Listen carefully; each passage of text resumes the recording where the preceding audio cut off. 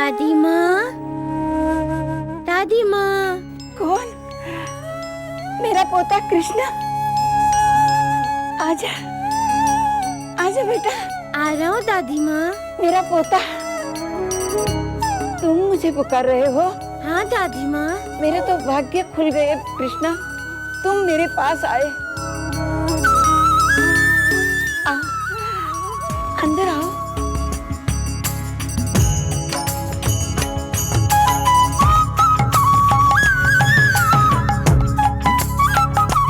प्रणाम दादी माँ। आज तुम खेलने का नहीं गए? सुंदर तो खेलने का गया है। मैं आपके पास रहने के लिए आया हूँ। मेरे पास रहने के लिए आया हो? मेरा तो भाग्य खुल गया रे, उद्धार हुआ मेरा। मैं तुम्हारे लिए माखन लेकर आती हूँ। माखन? हाँ मेरे पोते। कहाँ है? लाओ लाओ। मैंने तुम्हारे लिए अपने बहू से छिपा कर रखा है। कृष्णा, तुमने क्या कहा? तुम मेरे पास रहने के लिए आए हो? हाँ दादी, मैं आपके पास ही रहूँगा। क्यों? अपने माता पिता के छोड़कर मेरे पास क्यों? मेरा कोई नहीं है दादी माँ, ना मैया ना पिताजी। मैं बिल्कुल अकेला हूँ दादी माँ। अरे, तुम तो उदास हुए कृष्णा। फिर क्या करूँ दादी माँ? मुझे कोई प्यार भी नहीं करता, ना मैया ना पिताजी। आप मुझे प्यार करेंगी ना दादी माँ? हाँ, करूँगी कृष्णा। तुम्हें नहीं करूँगी तो किसे करूँगी? मुझे दिखाई नहीं दिया तो क्या हुआ? तुम ही तो मेरे आंखों के तारा हो, तुम ही मेरे आत्मा हो। लेकिन एक बात मुझे समझ में नहीं आई कृष्णा। कौन सी बात दादी माँ? तुम्हारी मैया, तुम्हारे पिताजी प्यार नहीं करते, ये बात तुमने क्यों की? इस बात में मुझे विश्वास नहीं होता। दादी माँ, हाँ? आपको विश्वास नहीं होता तो आप मेरी मैया से पूछिए। मुझे लड्डू नहीं दिया। तुम तो रोने लगे कान्हा। मैया ने लड्डू नहीं दिया इसलिए रूठ गए। मैं यशोदा को डांटूंगी, अवश्य डांटूंगी। उसने मेरे कृष्णा को लड्डू नहीं दिया। कन्हैया, तुम्हारी लीला समझ में नहीं आई रे। तुम तो दूसरों को आनंद देने के लिए अवतरित हुए हो और स्वयं उदास होते हो। लड्डू के द्वारा कौन सी लीला कर रहे हो तुम? कौन सी शिक्षा देने चाहते हो तुम?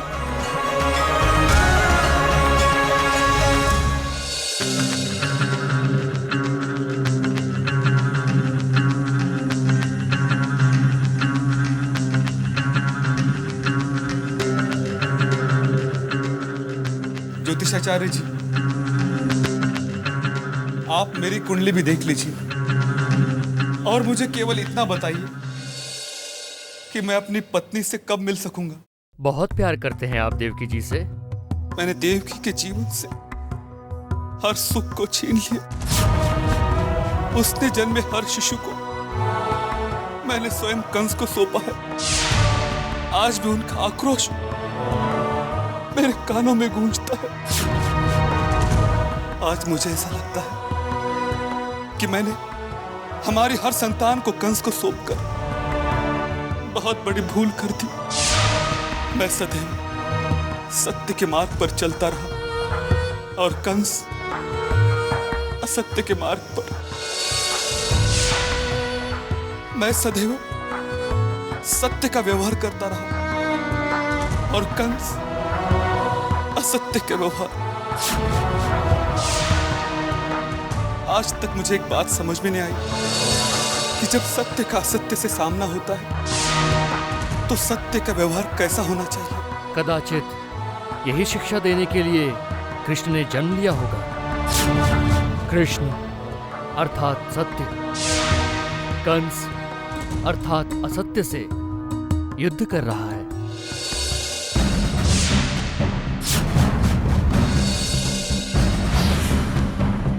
चाणूर, अमात्य चाणूर, आप अकस्मात यहाँ? वसुदेव जी, मथुरा नरेश महाराज कंस ने आपको शीघ्र अतिशीघ्र बुलाया है। मथुरा नरेश कंस ने मुझे बुलाया है, वो भी आदर सम्मान सहित। कहीं कंस पागल तो नहीं हो गया? वसुदेव जी, चलें?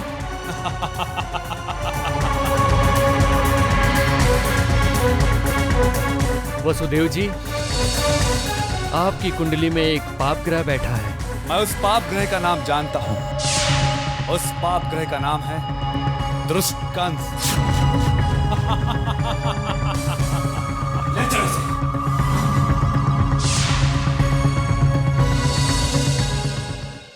गौतमी, अंगिरस यज्ञ करने का निर्णय हम सभी ने ले लिया है। यज्ञ किस लिए? स्वर्ग प्राप्ति के लिए।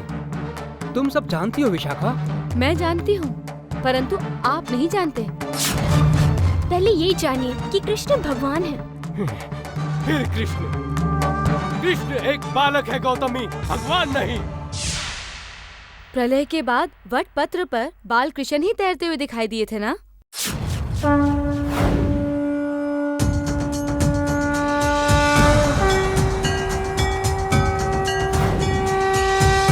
ये कथा आप ही ने बताई थी। तब आप ही ने कहा था कि पैरों का अंगूठा चूसते वक्त साक्षात परब्रह्मा परमात्मा सगुण साकार रूप लेकर सृष्टि का निर्माण किए थे। वो कृष्ण ही था ना? तुम कृष्ण को परब्रह्म परमात्मा बना रही हो, वो उचित नहीं है। हमने जो कथा तुम्हें सुनाई थी, उसका और कृष्ण का कोई संबंध नहीं है। संबंध है स्वामी, क्योंकि वो बालक ही कृष्ण था और कृष्ण ही सृष्टि का निर्माण करता है। और वही कृष्ण गोकुल में अवतरित हुआ है। यही कृष्ण गोकुल में निवास करता है। आप हंस क्यों रहे हैं? तुम्हारे आगाध ज्ञान पर हंसी आ गई विशाखा। जिस कृष्ण को तुमने कभी देखा नहीं, उसके लिए इतनी श्रद्धा, इतना विश्वास।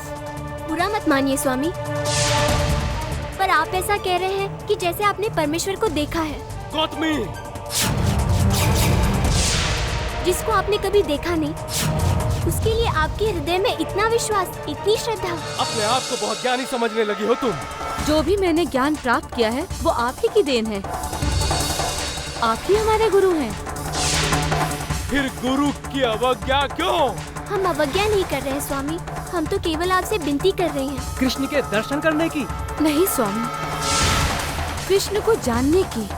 हमारा तो बस इतना ही कहना है कि गोलोक के श्री कृष्ण ने गोकुल में सगुण साकार रूप लेते हुए अवतार लिया है, जिसकी पूजा करनी चाहिए, भक्ति करनी चाहिए।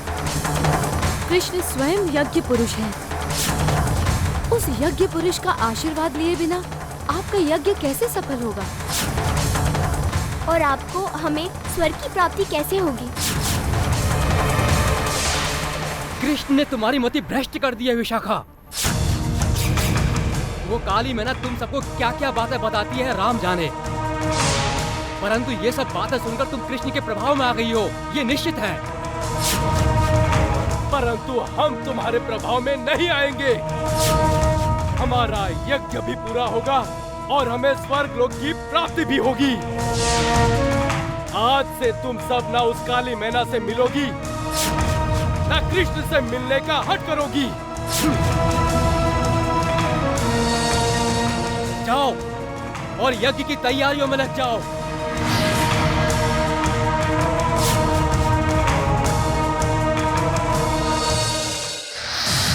वसुदेव जी को उनकी पत्नी से अलग करके भी आपको संतुष्टि नहीं मिली, और अब आप क्या करना चाहते हैं? समाधान। समाधान? कैसा समाधान? कृष्ण के वध का। कृष्ण के वध का? किंतु महाराज, कृष्ण के वध का वसुदेव जी पर होने वाले अत्याचारों से क्या संबंध है? क्या वसुदेव जी पर अत्याचार करने से कृष्ण का वध हो जाएगा? ऐसा ही समझो कृष्ण। महाराज, अमात्य चाणूर वासुदेव जी को कारागार से लेकर आ रहे हैं।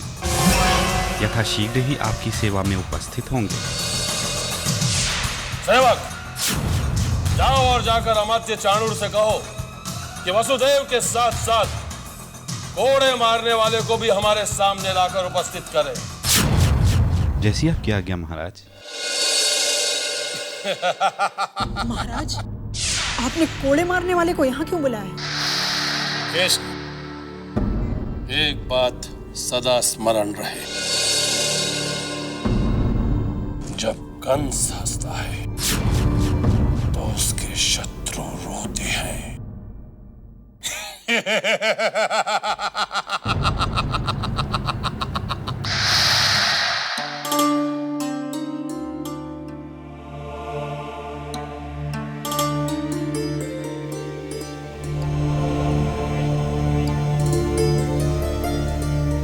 यशोदा, क्यों इतना उदास हो तुम?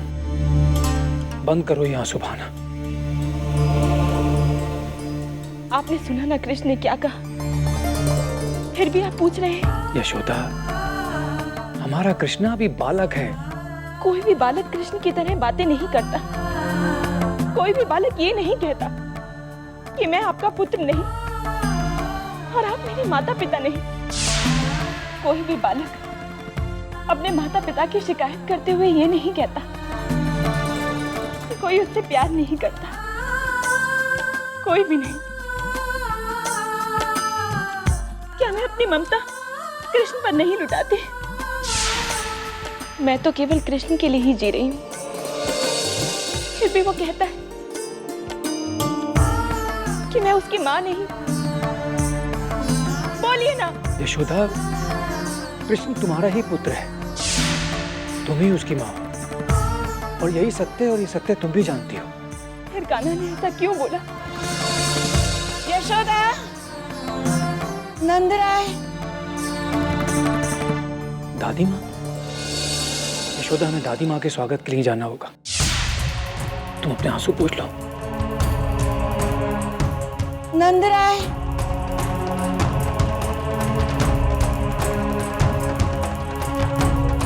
यशोदा,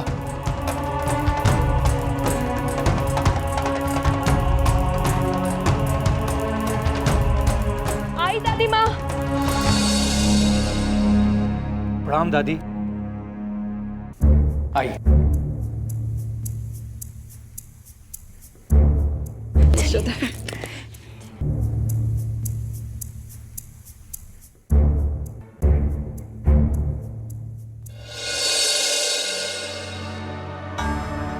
यशोदा, रो रही थी? नहीं तो दादी माँ। तुम्हें झूठ बोलना भी नहीं आता यशोदा। जैसे रोनी सूरत होती है, वैसे ही रोनी आवाज भी होती है।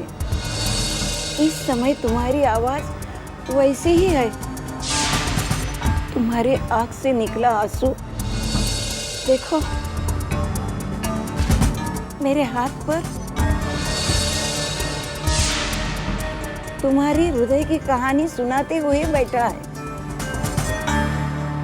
शांत हो जाओ यशोदा, अपने आप को संभालो। कैसे संभालूं जी? हमारा कृष्ण जो हमसे रूठा। लड्डू खाने नहीं दिया ना तुमने उसे? कैसे देती दादी माँ? आप ही बताइए। भगवान को प्रसाद चढ़ाए बिना मैं कृष्ण को लड्डू कैसे देती? तुम्हारी सोच गलत है यशोदा। दादी माँ। क्यों? कृष्ण पे भगवान होने पर तुम्हें कोई संशय है? है। मेरा कृष्ण भगवान नहीं है, वो केवल मेरा पुत्र है। अपनी मैया का कन्हैया है। तुम पगली हो यशोदा। तो होने दीजिए मुझे पगली दादी माँ। गोकुल के लोग तो कुछ भी बोलते रहते हैं। शरारती कृष्ण भगवान कैसे हो सकता है? मेरा कृष्ण भगवान नहीं। यदि वो भगवान होता तो क्या मेरी डांट से डरता? यदि मेरा कृष्ण भगवान होता तो क्या मुझे लोरी गाकर सुनाने के लिए कहता? क्या कभी भगवान चंद्रमा को लाने का हट करते हैं दादी माँ? क्या कभी भगवान अपनी मैया के गले में बाहें डालकर बोलता है कि मैया मुझे भूख लगी है, मुझे खाना दो? शांत हो जाओ यशोदा, शांत हो जाओ। बोलने दीजिए नंदराय जी, बोलने दीजिए उसे। दादी माँ, लोग तो वो बोलते हैं जिसमें उनका स्वार्थ होता है। वो सब समझते हैं कि कृष्ण को भगवान बना दिया तो वो सबका हो गया, परंतु मेरा कृष्ण केवल मेरा ही है। मैं अपने लल्ला को नहीं खोना चाहती दादी माँ, मैं अपने लल्ला को नहीं खोना चाहती, नहीं खोना चाहती। यशोदा, अब मैं चलूं यशोदा? तुम ही मुझे बता दो यशोदा, गोवर्धन पर्वत को छतरी बनाकर गोकुलवासी को जल प्रलय से किसने बचाया? जय गोविंदा जय गोपाला, जय गोविंदा जय गोपाला, जय गोविंदा जय गोपाला। कृष्ण ने ही ना? उसके बाद कई ऐसे राक्षस गोकुल में मृत्यु का रूप धारण करके आए, उनका विनाश कृष्ण ने ही किया ना? ये चमत्कार केवल भगवान ही कर सकते हैं ना यशोदा? इसलिए कहती हूँ कि लोगों का विश्वास मिथ्या नहीं है। अरे यशोदा, तुम रो रही हो? कृष्ण तुम्हारा ही है और तुम्हारा ही रहेगा। कृष्ण को तुमसे कोई नहीं छीनेगा। तो फिर आप कहना क्या चाहती हैं दादी माँ? यही कि लड्डू को लेकर कृष्ण नाटक कर रहा है। नाटक? और नहीं तो क्या? तो फिर आप कहना क्या चाहती हैं दादी माँ? यही कि लड्डू को लेकर कृष्ण नाटक कर रहा है। नाटक? और नहीं तो क्या? कृष्ण ने तुम दोनों को संकेत दिया है, आडंबर मत करो। साक्षात तुम्हारे गोद में भगवान पल रहा है यशोदा, उसे लड्डू नहीं दे रहे हैं और पत्थर के मूर्त को लड्डू का प्रसाद चढ़ा रहे हैं। अंधश्रद्धा और अंधरूढ़ी रिवाज पर कृष्ण ने प्रहार किया है नंदराय जी। आप कृष्ण के बातों पर गंभीरता से सोचिए। यदि कोई भूखा प्यासा आपके द्वार पर आया और उसने भोजन की याचना की, तो क्या आप उसे कहेंगे कि रुक जाओ, भगवान को प्रसाद चढ़ाने के बाद भी हम तुम्हें भोजन खिलाएंगे? नहीं नंदराय जी, यदि ऐसा होगा तो गलत होगा। इससे आपको भगवान की पूजा करने का फल भी नहीं मिलेगा, क्योंकि आप द्वार पे आए अतिथि को भूखा प्यासा रखकर भगवान को प्रसन्न नहीं कर सकते। कृष्ण ने आपको यही समझाया है नंदराय जी। लड्डू मांगने वाले कृष्ण को आप कृष्ण ना समझे, अतिथि मानिए। फिर आप जान जाएंगे कि कृष्ण ने कितना महत्वपूर्ण संकेत आपको दिया है। ऐसा लग रहा है जैसे हमसे कोई गलती हुई है दादी माँ।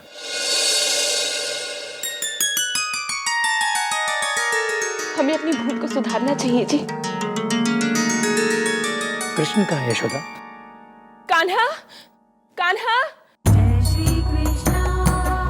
कन्हैया, कान्हा, मैया।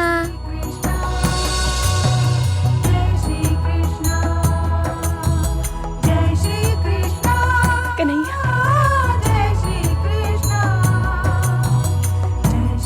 जय श्री कृष्ण, जय श्री कृष्ण। जय श्री कृष्ण, जय श्री कृष्ण, जय श्री कृष्ण।